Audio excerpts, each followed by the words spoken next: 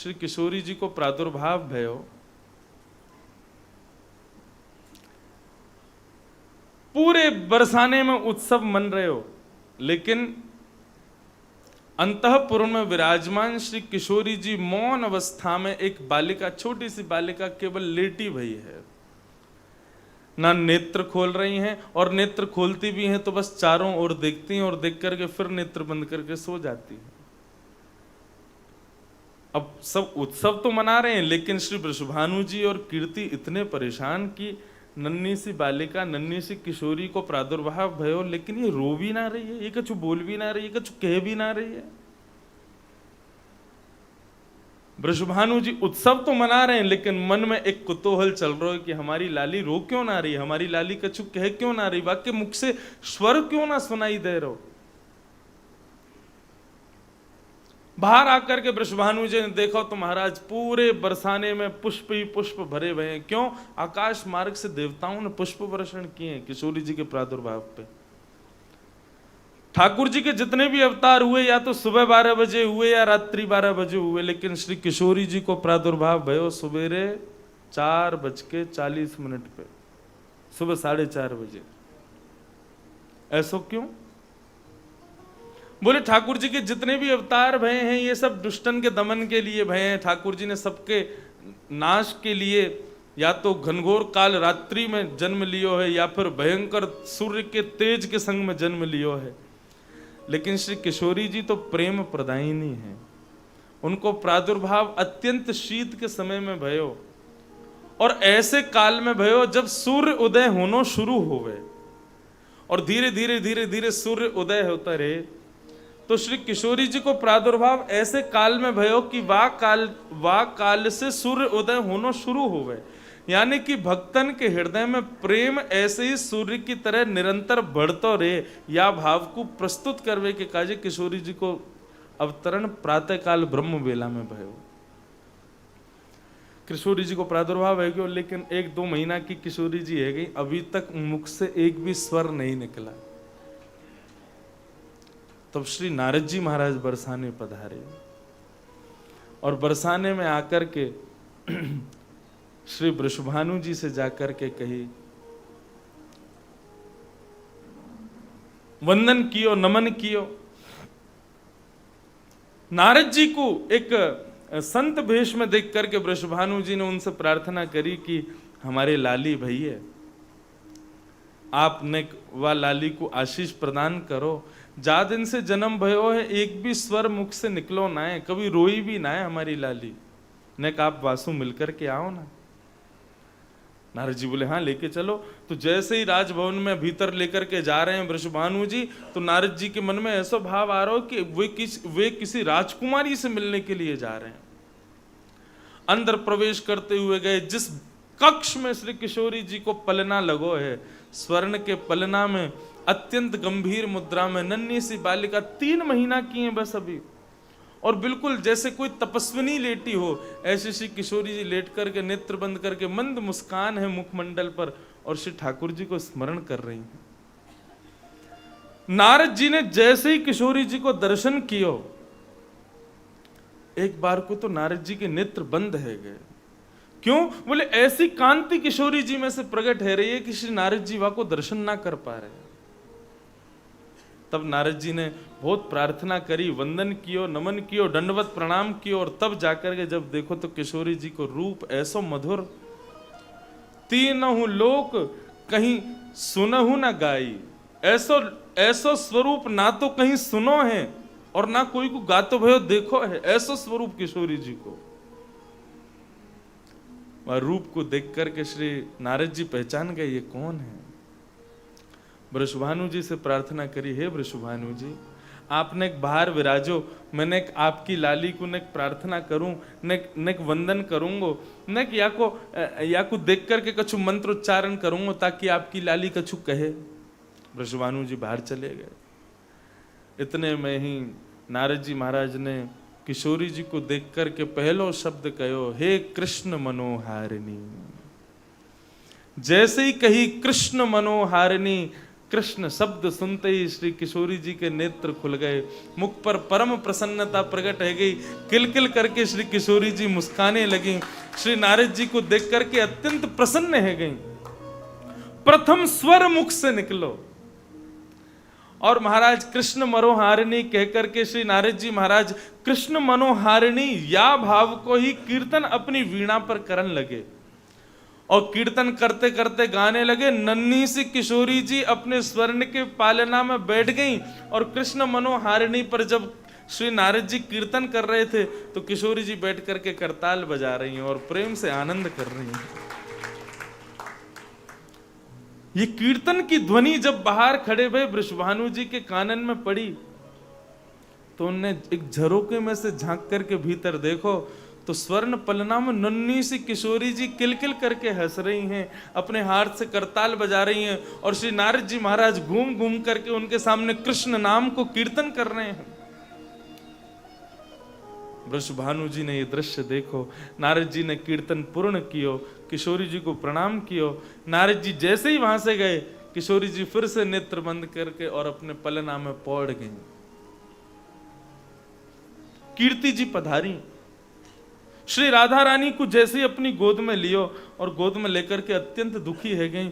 जादनाथ मेरी लाली भई है, कभी रुदन ना कियो, कभी कोई स्वर ना सुनो, कभी या से कभी नेत्र खोल करके बहुत देर तक हमारी लाली बैठी हो, ऐसा कभी दर्शन ना भयो। कौन की नजर लगी हमारी लाली को?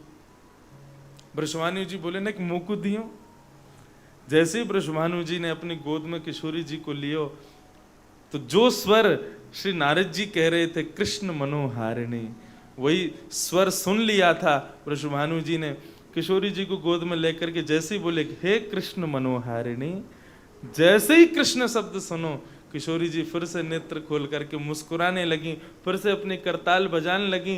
कीर्ति जी ने दर्शन कियो, महाराज पूरे ब्रजमंडल में उत्सव मनन लगो, पूरे बरसाने में उत्सव मनन लगो, महाराज सब आनंदित है गए। ऐसी कृष्ण मनोहारिणी श्री किशोरी जी को हम बारंबार प्रणाम करें।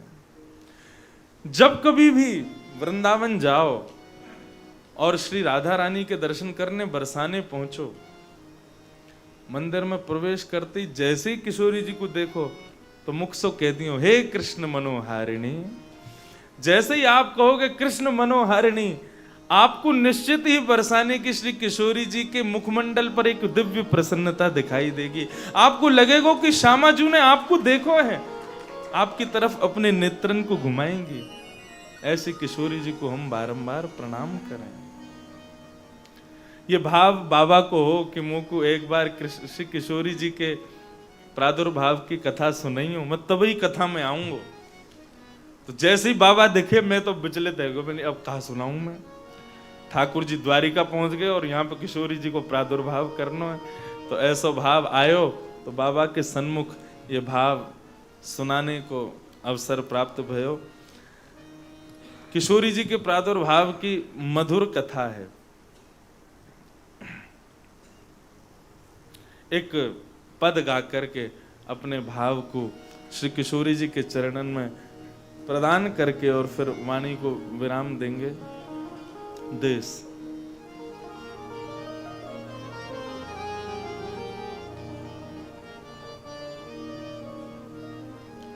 सब लोग मेरे संग गई हो। आज जोधपुर की या कथा को विराम कर रहे हैं श्री किशोरी जी के प्रादुर्भाव से। अब किशोरी जी प्रकट है गई हैं, अब तो ये हाथ पकड़ के बुलाई लिंगी मुंह को दोबारा इनको प्रकट करके जा रहे हैं। नहीं तो भागवत की कथा में श्री किशोरी जी के प्रादुर्भाव की कथा कहाँ हो गए। ये तो बाबा की आज्ञा भाई, और आप सब अधिकारी हैं या हमारे ये भाव गा रहे हैं।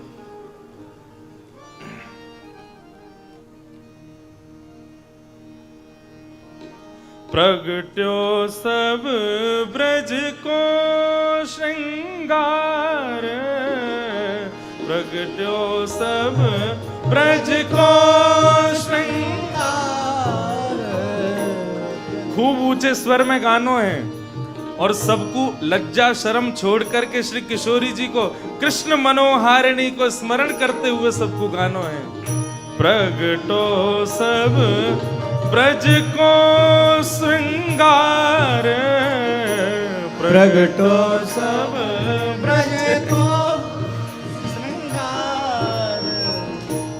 प्रगट्यो सब ब्रज को श्रृंगार, प्रगट्यो सब ब्रज को श्रृंगार।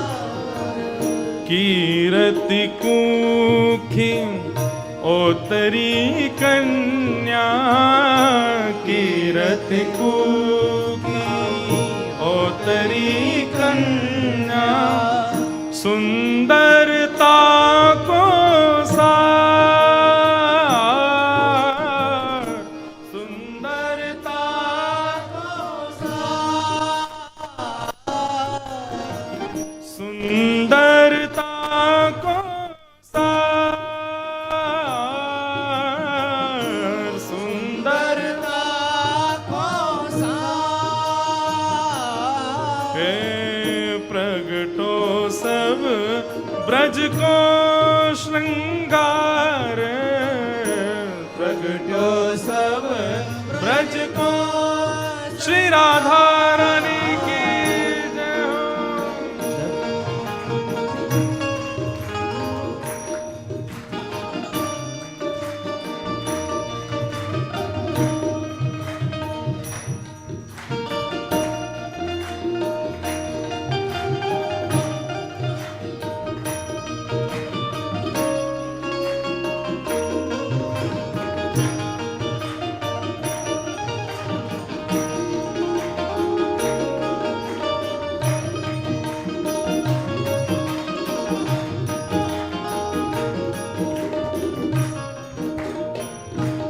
श्री किशोरी जी के रूप को वर्णन तो हम कहा ही करें। हमारे श्याम सुंदर वृंदावन में विराज रहे हैं, किशोरी जी घूंघट करके बैठी हैं। क्यों? यदि घूंघट ऊपर कर लियो तो कन्हैया मोई ये देखता रहेगो। या हमारे किशोरी जी घूंघट करके बैठी हैं हमारे वृंदावन में। कैसा रूप है उनको? नक सिक रूप कहालो बरनो, नख सिख रूप कहालो बरनो, नख सिख रूप कहालो बरनो, नख सिख रूप कहालो बरनो। कोटि मदन बलिहार, कोटि मदन बलिहार। ठाकुर जी को कल नाम रास में कहा पढ़ो, मदन मोहन। मदन कौन है? कामदेव। बहुत सुंदर है कामदेव, लेकिन ठाकुर जी ने अपनी रूप माधुरी से वह मदन को भी मोहित कर लिया तो मदन मोहन बन गए। लेकिन ठाकुर जी ने तो अपनी रूप से एक ही कामदेव को मोहित किया। किशोरी जी तो करोड़ों कामदेव को मोहित कर लें अपने रूप के आगे, ऐसी सुंदरी हैं। कोटि मदन बलिहार, कोटि मदन बलिहार। परमानंद वृषभान नंदिनी, परमानंद वृषभान नंदिनी, परमानंद वृषभानु नंदिनी, परमानंद वृषभान नंदिनी। जोनी नंद दुलार, जोनी नंद दुलार। प्रगट्यो सब ब्रज को श्रृंगार, प्रगट्यो सब ब्रज को श्रृंगार। प्रगटो सब ब्रज को श्रृंगार, प्रगटो सब ब्रज को श्रृंगार। कीरति को कियो तरी कन्या, कीरत को कियो तरारी कन्या। सुंदरता को सार, सुंदरता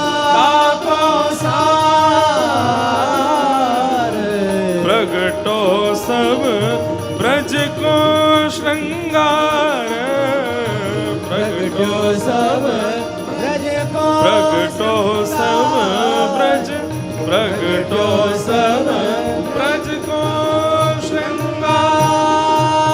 जय जय श्री राधे, कृष्ण मनोहारिणी श्री राधा रानी की जय।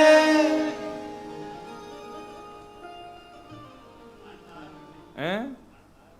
खूब आनंद आयो। बाबा कह रहे आनंद आयो। बाबा पूछ रहे हैं सबको, बताओ आनंद आयो कि नहीं आयो? खूब आयो बाबा। बाबा की शर्त ही मोसो। कल कथा में तभी आऊंगा जब किशोरी जी को प्रादुर्भाव करेगो। यानी बाबा आप पधारो, आप ही करवाइयो। अब 15 मिनट की कथा रह गई है तो मैं जल्दी से अब कथा को विश्राम की ओर ले चलूं। श्री किशोरी जी को प्रणाम करें। भागवत में आगे प्रणय गीत आता है, प्रणय कलह। ठाकुर जी श्री रुक्मणी जी के साथ में मंगल प्रणय लीला करते हैं। प्रणय कहते हैं प्रेम भरा, कलह कहते हैं कलेश को। दाम्पत्य जीवन में अगर पति पत्नी के बीच में कलेश नहीं हो रहा तो निश्चित कोई ना कोई कुछ ना कुछ तो खराब हुआ है। थोड़ा बहुत तो कलेश होना चाहिए, नहीं तो दाम्पत्य जीवन सुखद कैसे होगा। भगवान कहते हैं पति पत्नी एक दूसरे को थोड़ा सा वियोग दिया करें, थोड़ा सा एक दूसरे से दूर रहा करें, ताकि एक दूसरे की महत्ता पता चले। उसके लिए प्रणय कलह करो। ठाकुर जी रुक्मणी जी के साथ में प्रणय कलह की लीला करते हैं। राजा नरण की कथा आगे आती है। फिर नारद जी भगवान का गृहचर्या देखने आते हैं, सब जगह भगवान कैसे रह रहे हैं। तो जिस जिस भवन में जाते हैं प्रत्येक 16,108 राजकुमारियों के साथ अलग अलग रूप में ठाकुर जी विराज रहे हैं। ऐसा रूप का दर्शन नारद जी को होता है। भगवान की नित्यचर्या, प्रातःकाल उठते ही ठाकुर जी क्या करते हैं? प्रातःकाल उठते ही ठाकुर जी सबसे पहले अपने भक्तों को स्मरण करते हैं और श्री राधा श्री राधा श्री राधा श्री राधा कहकर के श्री किशोरी जी का स्मरण करते हैं। उसके बाद ठाकुर जी स्नान ध्यान करके सबसे पहले शंखनाद करते हैं और उस शंखनाद से द्वारिका के लोग उठते हैं। फिर भगवान गौशाला जाते हैं, गैयाओं से प्रेम करते हैं, गैयाओं को अपने हाथ से खूब उनका पूजन करते हैं, वंदन करते हैं, परिक्रमा करते हैं, प्रणाम करते हैं, तब स्वधर्मा सभा में जाते हैं। मानवों को 14 रत्न जो पृथ्वी में से उत्पन्न हुए समुद्र मंथन में, उसमें से 2 रत्न मानवों को मिले, एक तो शंख, दूसरी गाय। मानव को नित्य इनको प्रणाम करना चाहिए। शास्त्र आज्ञा करते हैं जिस घर के बालकों की आंख शंखनाद सुनकर के होती है वो बालक कभी भी अविद्या के पात्र नहीं बनते, वो सदा सर्वदा ठाकुर जी की कृपा पात्र के अनुगामी बने रहते हैं। इसलिए माता पिता को चाहिए जल्दी उठ करके स्नान ध्यान करके सबसे पहले शंखनाद करें घर में, और इतना शंखनाद करें बच्चे उठ के खड़े हो जाएं। एक आध बार थोड़ा झिर्राएंगे लेकिन उनको आदत डाल दो कि शंख सुनकर के ही उठें, और फिर स्नान ध्यान करा करके बच्चों को भी नियम हो कि वे भी शंख वादन करें। शंख से उत्पन्न होने वाली जो ध्वनि है वो घर में प्रवेश करने वाली नकारात्मक ऊर्जाओं को नष्ट कर देती है। इसलिए शंखनाद अवश्य होना चाहिए। और शंखनाद के पश्चात पास में कोई गौशाला हो, घर में कोई गाय हो तो उस गऊ को जाकर के वंदन करो, पूजन करो, अपने हाथ से कुछ खिलाओ, परिक्रमा लगा करके उसकी पूंछ से स्वयं को जाड़ा दे करके उसकी गौरज को अपने शीश से लगा के तब आगे काम पर जाओ। आप असफलता के कभी मुख नहीं देख पाओगे। गाय ऐसी कृपा करेगी, सदा सर्वदा सफलता प्राप्त होगी। गौ माता की महिमा कितनी कहूं मैं, बहुत है। उनको हम प्रणाम करते हैं। ठाकुर जी नित्य गैया को प्रणाम करने जाते हैं। तत्पश्चात ठाकुर जी अपनी संपूर्ण लीला करते हैं, वो सब भाव बताए गए। राजसूय यज्ञ किया, समस्त पांडवों ने भगवान को आमंत्रण भेजा और कहा कि 20,000 राजकुमारों को लेकर के पधारो। तभी भगवान को दूसरा निमंत्रण मिला कि महाराज मगध नरेश जरासंध आपके पुराने शत्रु ने 20,000 राजकुमार बंदी बना रखे हैं, आप उसको मार करके उन राजकुमारों को मुक्त करके तब राजसूय यज्ञ में जाइए। भगवान भीम और अर्जुन के साथ में गए और भीम के द्वारा जरासंध का वध करवा करके 20,000 राजकुमारों को मुक्त करके भगवान राजसूय यज्ञ में गए। वहां पर भगवान को देख करके, रुक्मणी जी को देख करके, भगवान के पुत्र आदियों को देख करके शिशुपाल पहले ही गर्म हो गया था, क्योंकि भगवान शिशुपाल की शादी होने वाली थी रुक्मणी जी से। भगवान को और रुक्मणी जी आदि सबको देख करके बहुत कष्ट हुआ उसको। लेकिन जब अग्र पूजा भगवान की हो ऐसा प्रस्ताव रखा गया तो क्रोध में भर करके भगवान को गालियां देने लगा। 100 गाली पूर्ण होते ही भगवान के सुदर्शन चक्र ने शिशुपाल का सर धड़ से अलग कर दिया। इस प्रकार ठाकुर जी ने राजसूय यज्ञ आदि में जाकर के 20,000 राजकुमारों से आहुति डलवाई। सूर्य ग्रहण का समय था, कुरुक्षेत्र में सब द्वारिकावासी पहुंचे और तभी कुरुक्षेत्र में समस्त ब्रजवासी पहुंचे। रुक्मणी आदि के जब पता चला कि ब्रजधाम कुरुक्षेत्र में पधारा है तो सब राधिका जी का दर्शन करने गई, इस भाव से कि हम इतनी सुंदर हैं कि स्वर्ग की अप्सराएं भी हमारे सामने लज्जा खाती हैं, हम ठाकुर जी की पटरानियां हैं। लेकिन ठाकुर जी नित्य किशोरी जी का स्मरण करते हैं, जाके देखें तो सही है किशोरी जी कितनी सुंदर हैं कैसी। जैसे ही प्रवेश किया शिविर में तो अत्यंत सुंदरी, बिल्कुल मृग नैनी जैसे, जिसके नेत्र बिल्कुल मृग जैसे, घुंघराले केश, अत्यंत सुंदरी देख करके महाराज रुक्मणी जी का जो अपनी सुंदरता का मान था वो नष्ट हो गया। बोले कि ये तो बहुत सुंदर है, हम तो इनके आगे कुछ भी नहीं है। श्री चरणों में दंडवत प्रणाम किया। तब उस सखी ने रुक्मणी जी को उठा के कहा, मैं किशोरी जी नहीं हूं, मैं तो उनकी दासी हूं। श्री राधा रानी तो भीतर विराज रही हैं। रुक्मणी जी बोली, दासी इतनी सुंदर तो श्री किशोरी जी कैसी होंगी। भीतर प्रवेश किया तो असंख्य सुंदरी नारियां बैठी हैं और उन सब के मध्य में कृष्ण मनोहारिणी श्री किशोरी जी बैठी हैं। रुक्मणी जी ने जैसे ही किशोरी जी को देखा, एक बार तो मूर्छा आ गई उनको, उनकी सुंदरता देख करके अपने आप को तिनके से भी छोटा समझने लगी रुक्मणी आदि अष्टपटरानियां किशोरी जी की सौंदर्य के सामने। किशोरी जी के चरणों को प्रणाम किया। किशोरी तेरे चरणन की रज पाऊं, जारज को ब्रह्मादिक तरसत, सोरज शीश चढ़ाऊं, चरणन की रज पाऊं। किशोरी तेरे चरणन की रज पाऊं। बंधुओं, राधा तत्व यदि मैं ऐसी सप्ताह पूरी साल भर भी करूंगा ना तो भी राधा तत्व कह नहीं पाऊंगा और आप सुन नहीं पाओगे, समझ नहीं पाओगे। इसलिए उनको ना समझना ही, केवल उनकी कृपा की कोर हम पर पड़ती रहे, इसी भाव से ही उनके चरणों में प्रणाम करो। किशोरी जी क्या हैं ये मैं अपनी वाणी से कभी नहीं बता सकता, और एक जन्म क्या, मैं अनंत जन्मों तक भी वक्ता बन के कथा करता रहूं तो भी किशोरी जी के स्वरूप का, किशोरी जी के रूप का वर्णन नहीं कर पाऊंगा।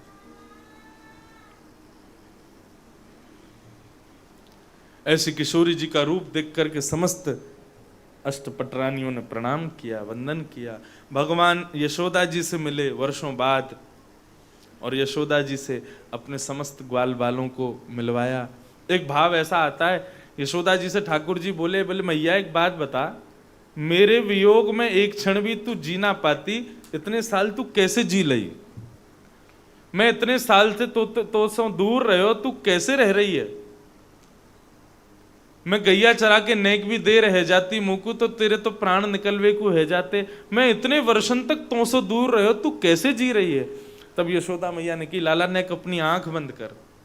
ठाकुर जी ने आंख बंद किए और मैया ने लाल जी के हस्त कमल को अपनी छाती से लगायो और कहे, मेरे हृदय में एक स्वरूप है लाला तेरो, ये निगोरो तेरो रूप मेरे प्राणन को निकरन ना दे। मैं जब जब नेत्र बंद करूं तब तब तेरो दर्शन होवे। यह रूप को नेक दर्शन तो करिए, कैसा रूप है।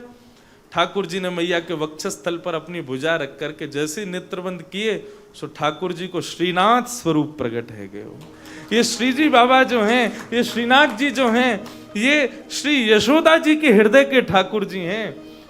कृष्ण वियोग में श्री यशोदा जी इन्हीं को ही निहार निहार के अपने प्राणन को सजो करके बैठी। ठाकुर जी ने वो स्वरूप अपने हृदय में धारण कर लियो, और या कलिकाल में जब गिरिराज जी की महिमा सब भूल गए, तब ठाकुर जी ने अपनी यशोदा मैया के हृदय के स्वरूप को ही गिरिराज जी से प्रकट कर दियो। बोल श्रीनाथ जी महाराज की, श्री गोवर्धन नाथ की। तो ये श्री यशोदा जी के हृदय के स्वरूप हैं, ये यशोदा के लाला हैं हृदय के, वही श्रीनाथ जी बन के प्रकट भये। ऐसो भाव। आगे भागवत में भगवान के एक अत्यंत प्रिय मित्र की कथा, श्री सुदामा जी महाराज। बंधुओं, सुदामा कृष्ण एक ही गुरु के दो शिष्य, एक सोने की नगरी के राजा और एक अत्यंत दीन। सुदामा चरित्र पूरा कहने का अवकाश नहीं है, एक बात कहकर के मैं सुदामा चरित्र को विराम करूंगा। एक ही गुरु के दो शिष्य, और एक इतने धनवान और एक इतने निर्धन, ऐसा कैसे हो सके? या तो गुरु की कृपा में कोई कमी रह गई है, या फिर कोई और भाव। बंधुओं, श्री सुदामा जी महाराज और श्री ठाकुर जी सांदीपनी गुरुकुल में पढ़े। एक दिन भृगु ऋषि भिक्षा मागवे के काजे जब गुरुकुल में पधारे, तो गुरु मां से जाकर के कहा कि मां भिक्षा प्रदान करो। गुरु मां ने 2 पोटलियों में चने रखे थे कृष्ण और सुदामा जी के लिए, कि दोनों वन में जामेंगे तो वन में जाकर के चना खा लेंगे, भूख लगेगी तो। चना रखे थे कृष्ण सुदामा के लिए, परंतु जैसे ही भृगु ऋषि ने आकर के भिक्षा मांगी तो चने होते हुए भी गुरु मां ने नहीं दिए, और मना करते हुए कहा कि अभी गुरुकुल में कुछ भी पाने के लिए, सेवन करने के लिए नहीं है, इसलिए आप कृपा करके आगे प्रस्थान करो, कहीं और से प्राप्त कर लो। जय राम। कहीं और से प्राप्त कर लो। बहुत ध्यान से सुनिएगा, बस 10 मिनट की कथा और शेष रह गई है। तो वो 2 चने की पोटलियां रखी थी, भृगु ऋषि ने भिक्षा मांगी, लेकिन गुरु मां ने नहीं दी। बोले कि इनको तो कोई भी भिक्षा दे देगो, लेकिन बेचारे दोनों कृष्ण और सुदामा छोटे छोटे बालक वन में जामेंगे, कहां पाएंगे? ये चना तो उन्हीं के लिए है। गुरु मां ने मना कर दिया, तो भृगु ऋषि वहां से प्रस्थान करने लगे। मन में विचार करने लगे, इतना बड़ा गुरुकुल, इतने बालक यहां पढ़े, यहां भिक्षा देने के लिए कुछ भी नहीं था। भृगु ऋषि ने अपनी दिव्य दृष्टि से देखा तो पाया कि भीतर 2 पोटलियां रखी हैं, उनमें चने रखे हैं, और गुरु मां ने मुझे देने से मना कर दिया। किन बालकों के लिए ये चने बचा करके रखे हैं? मुझसे भी श्रेष्ठ कोई है क्या? मेरे अपमान का फल तो कुछ भोगना पड़ेगा। कमंडल से जल हाथ में ले लिया और श्राप दे दिया, जो भी इन चनों को खाएगा वो सदा सर्वदा के लिए लक्ष्मीहीन हो जाएगा, निर्धन हो जाएगा। वहीं एक झाड़ी के पीछे तुलसी पत्र तोड़ रहे थे श्री सुदामा जी महाराज, और भृगु ऋषि का झाड़ी में से ही दर्शन कर रहे थे। जब उन्होंने श्राप दिया कि जो उन चनों को खाएगा वो सदा सर्वदा के लिए लक्ष्मीहीन हो जाएगा, अपने धन से विहीन हो जाएगा, सुदामा जी ने जब ये चर्चा सुनी, तुरंत दौड़ करके गए और जाकर के गुरु मां से पूछा, मां ये चने किसके लिए हैं? बोले ये तेरे लिए और कृष्ण के लिए। तुम दोनों वन में जाओगे अभी लकड़ी तोड़ने के लिए, कुछ सामग्री लेने के लिए, तुम दोनों के लिए। ये एक तेरो है, एक कृष्ण को है, दोनों सुदामा जी को दे दिए। सुदामा जी ने दोनों पोटली हाथ में ली और मुस्कुराते हुए विधाता से बोले, आज अपने कन्हैया को, आज अपने लाला को, आज अपने कान्हा को अपनी मित्रता के उपहार देवे को समय आ गयो है। वन में गए दोनों कृष्ण सुदामा, लकड़ी काटने के लिए एक वृक्ष पर सुदामा जी चढ़ गए। ठाकुर जी ऊपर चढ़ने लगे तो डाल पे बैठ करके सुदामा जी चने खाने लगे। ठाकुर जी बोले, सुदामा अकेलो मत खाइयो, मेरे भी चने हैं वहां में, मैं भी आ रहा हूं ऊपर, अभी आके खाऊंगा, और अभी अभी खाइयो मत, मैं आ रहा हूं ऊपर अभी। सुदामा जी के नेत्र सजल होने लगे और एक एक मुट्ठी भर करके चने खाने लगे। ठाकुर जी की पोटली खोल करके उनके चनों को भी सेवन करने लगे। ठाकुर जी बोले, अरे मानना है रो, मेरे चनान ने खा रहा है, तेरी गुरुजी से शिकायत कर दूंगा, गुरु माँ से शिकायत कर दूंगा, मेरे चनान ने खावेगो तो सो जीवन पर्यंत के लिए नाराज रह जाऊंगा, मेरे चनान ने मत खावे। लेकिन सुदामा जी रोते रोते संपूर्ण चनों को खा गए। जैसे ही कन्हैया ऊपर आए, सुदामा जी ने अपने हृदय से लगायो। ठाकुर जी बोले, दूर हट जा, तू को नेक शर्म नहीं आई, ऐसो नीतलोपनो दिखायो, तेने मेरे चना खा लिए। सुदामा जी के नेत्र सजल है गए, बोले, लाला आज तो को भूखो रखो है मैंने या मारे, ताकि तू जीवन में कभी भूखो ना रहे, सदा सर्वदा तू प्रसन्न रहे, आनंद रहे, तेरो परिवार, तेरे बालक, तेरो संपूर्ण खानदान खूब खुश रहे, लक्ष्मीपति बने तू, मेरो आशीर्वाद है तुमको। द्वारिकाधीश यदि सोने की नगरी के राजा हैं तो ये सुदामा जी की भेंट है कन्हैया को। ऐसे सखा हों, ऐसे मित्र हों, सुदामा जैसे हों। सुदामा जी दर्शन करने के लिए गए, सब कथा आपको पता है। ठाकुर जी के दर्शन करके सुदामा जी लौट करके आए। ठाकुर जी ने उनको संपूर्ण वैभव प्रदान किया। सब पाकर के सुदामा जी बड़े दुखी हुए। ठाकुर जी से बोला, मैंने लाला तोते कछू ना मांगो, तेने काई को दियो? बोले, मांगो तो मैंने भी ना हो, तुमने सब कछू दे दियो। लेकिन सुदामा जी जो मांगता है ना, उसको केवल उतना दिया जाता है जितना मांगा है, और जो कुछ नहीं मांगता ना, उसको तो खुद को भी दे दिया जाता है। मोते जो कछु ना मांगे वाकू मैं खुद को प्रदान कर दूं, अपने आप को दे दूं। हे सुदामा जी, आज से मैं आपको ही हूं बस। ऐसे कह करके श्री कृष्ण सुदामा चरित्र भागवत में कहा गया। श्री सुदामा जी महाराज की जय।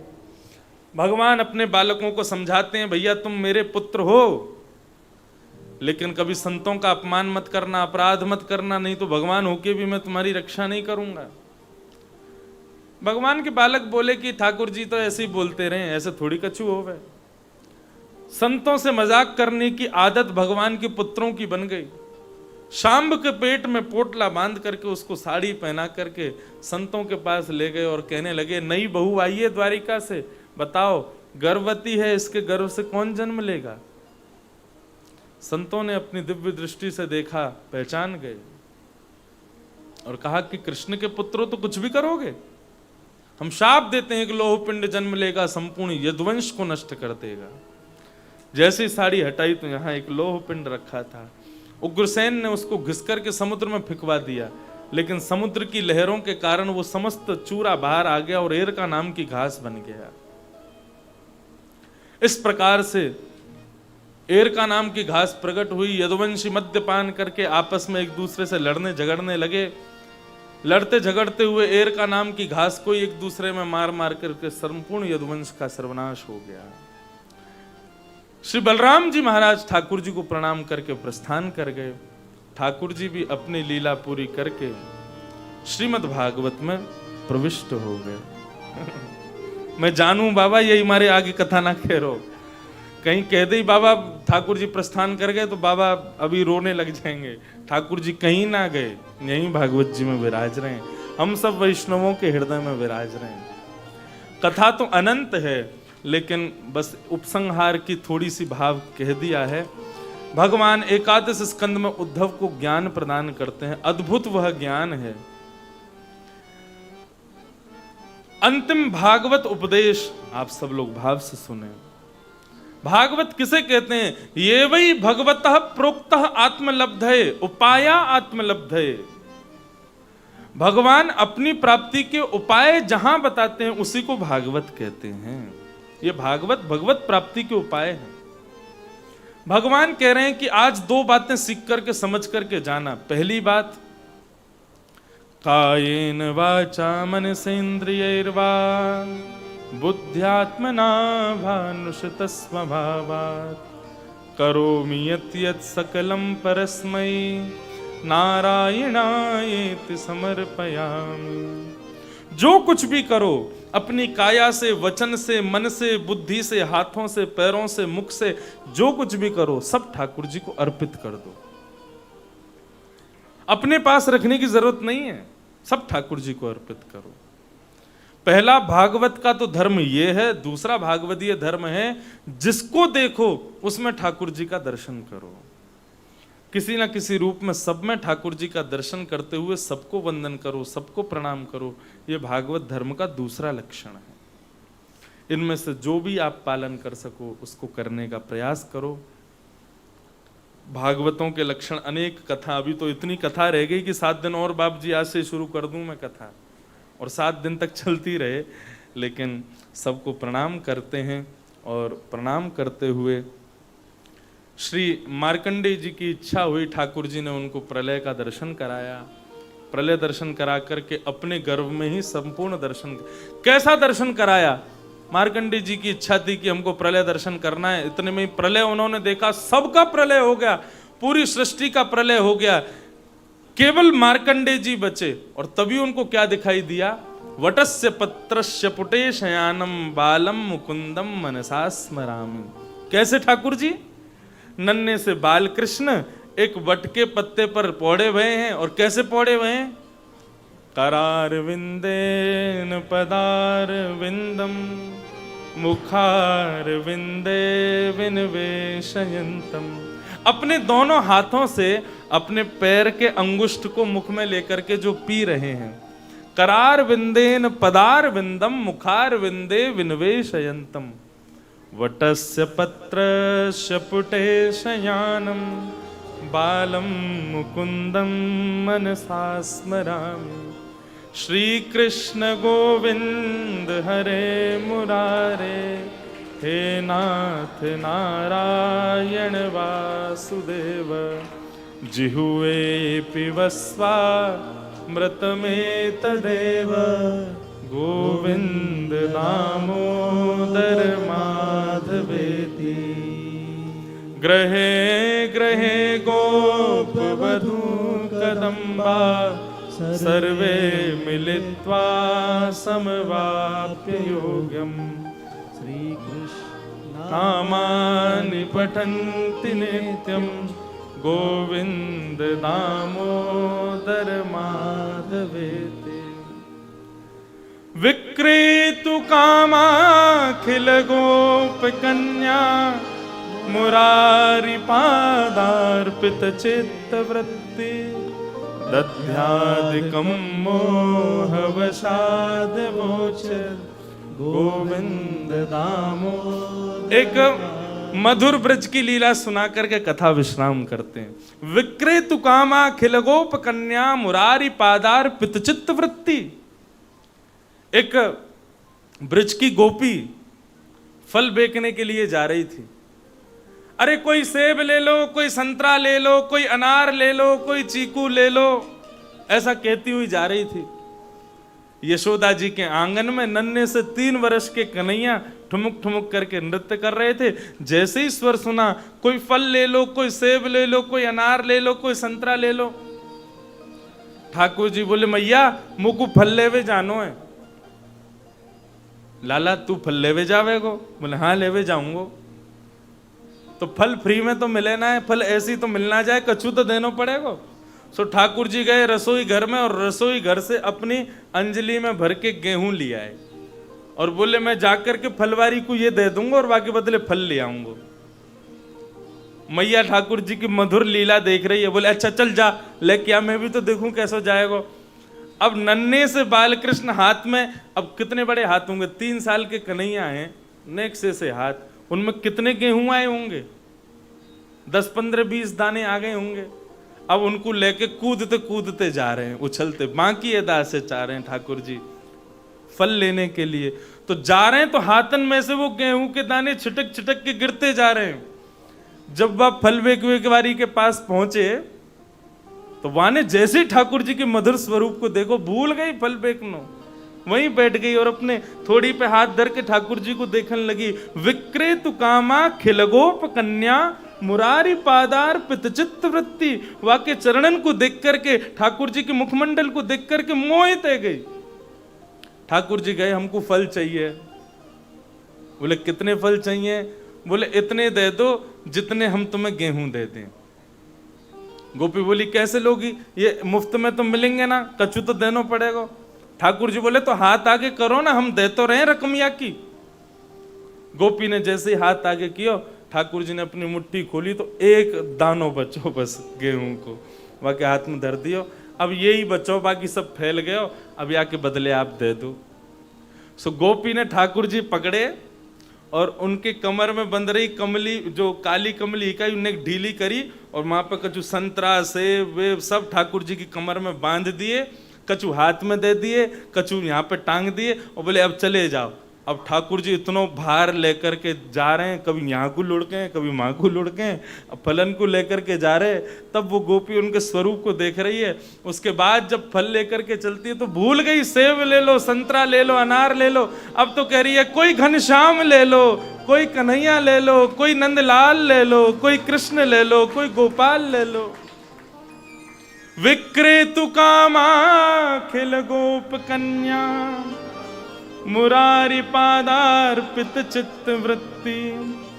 दध्यादिकं मोहवसाद्य वोच्यत, गोविंद दामोदर माधवेति। भागवत जी का अंतिम श्लोक सब लोग मेरे साथ में 3 बार गाएंगे।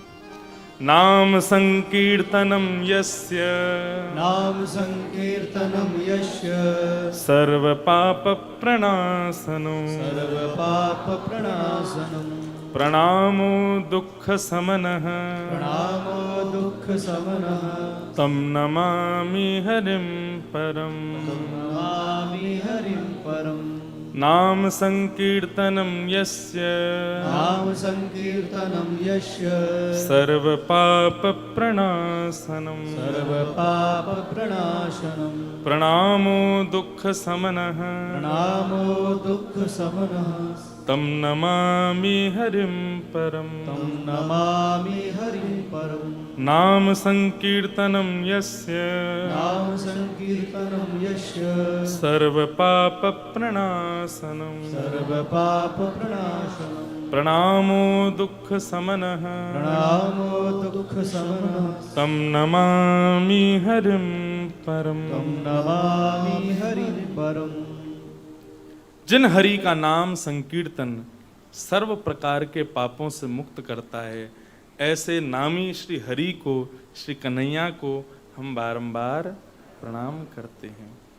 आज जोधपुर की इस पावन धरा पर सूर्य नगरी में आप सब भक्त वैष्णवों के मध्य में पूज्य बाप जी महाराज के परम आशीर्वाद से, पूज्य श्री बड़े बाप जी, पूज्य श्री अजनेश्वर बाप जी आदि समस्त संत वृंदों की परम कृपा से ये मंगलमयी भागवत की प्रथम कथा जोधपुर में आज अपने भाव से कहने का अवसर मिला, उसके लिए बहुत बहुत प्रणाम, बहुत बहुत धन्यवाद। अब मैं निवेदन करूं कि अतिकाल ना हो जाए, क्योंकि हमको दूर कहीं पहुंचना है, तो बस मैं एक कीर्तन करा करके कथा को विराम करूंगा और बाप जी अपने भाव कुछ 2 मिनट में हम सबको आशीष के रूप में कहेंगे। पूज्य बाबा ने बड़ी कृपा करी, पूज्य बाप जी पधारे, आपको भी बारंबार प्रणाम है। प्रेम से सब लोग 2 मिनट के लिए हरि नाम संकीर्तन कर लो।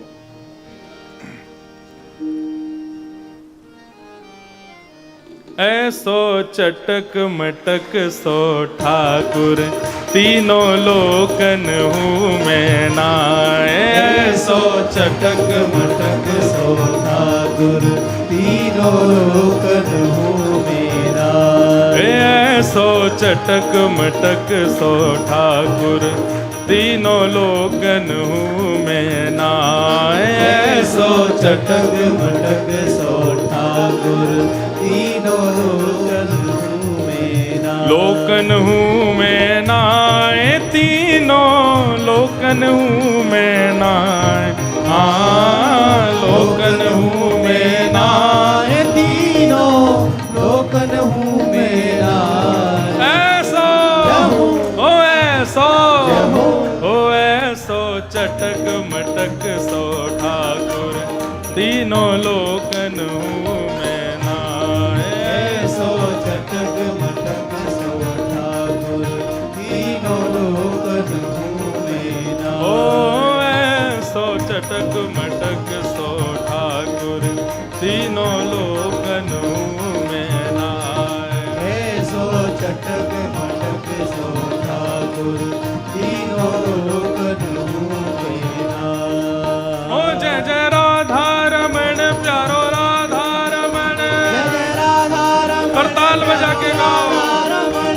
जय जय राधा रमण प्यारो राधा रमण। जय जय राधा रमण प्यारो राधा रमण। प्यारो राधा रमण प्यारो राधा रमण। प्यारो राधा रमण प्यारो राधा रमण। मेरो राधा रमण प्यारो राधा रमण।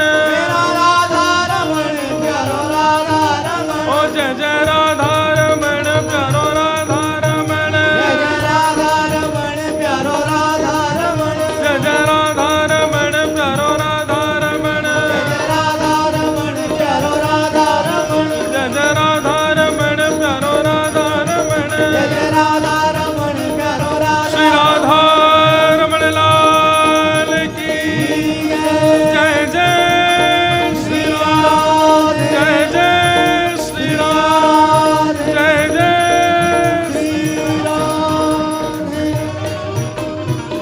श्री वृंदावन बिहारी